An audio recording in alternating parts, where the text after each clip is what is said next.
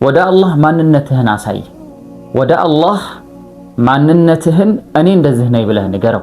ብዙ ጊዜ ሰዎች በጥበት ላይ ሲሆኑ፣ ብዙ ጊዜ ሰዎች አላህ ሱብሓነሁ ወተዓላ በዱንያ ፈተና ላይ ሲያደርጋቸው ባህሪያቸው አብዛኛውን ጊዜ ጥሩ ይሆናሉ።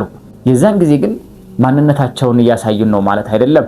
አላህ ሱብሓነሁ ወተዓላ ገንዘብ ሲሰጣቸው ባህሪያቸውን የሚለውጡ ሰዎች፣ አላህ ሱብሓነሁ ወተዓላ ደስታን ሲሰጣቸው ባህሪያቸውን የሚለውጡ ሰዎች፣ አላህ ሱብሓነሁ ወተዓላ የሚፈልጉትን ነገር አሊያም ከፈለጉት ጋር ተቀራራቢ የሆነ ነገር ሲሰጣቸው ባህሪያቸው ሙሉ ለሙሉ የሚቀየሩ ሰዎች፣ እነዛ ሰዎች በእርግጥም ግልጽ በሆነ ፈተና ውስጥ ናቸው። ለዛም ነው ነቢዩ ሰለላሁ ዐለይሂ ወሰለም ተዐረፍ ኢለላሂ ፊረኻእ የዕሪፍከ ፊሽደህ ብለው የተናገሩት።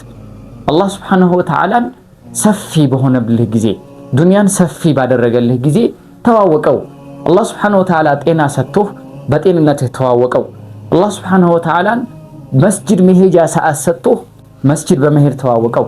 አላህ ሱብሓነሁ ወተዓላ ቁርአን መቅሪያ ጊዜ ሰጥቶህ ቁርአን በመቅራት ቅረበው።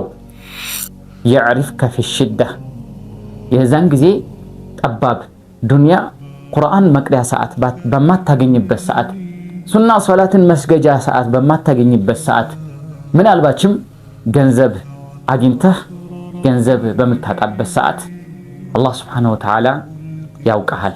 ምክንያቱም አንተ በጥሩ ማንነትህ በትክክለኛ ማንነትህ ለፈተና ዱንያን አስፍቶ እንደሰጠህ ሁሉ ዱንያን ሲያጠብብህም የዛን ጊዜ አይረሳህም። ወሰላም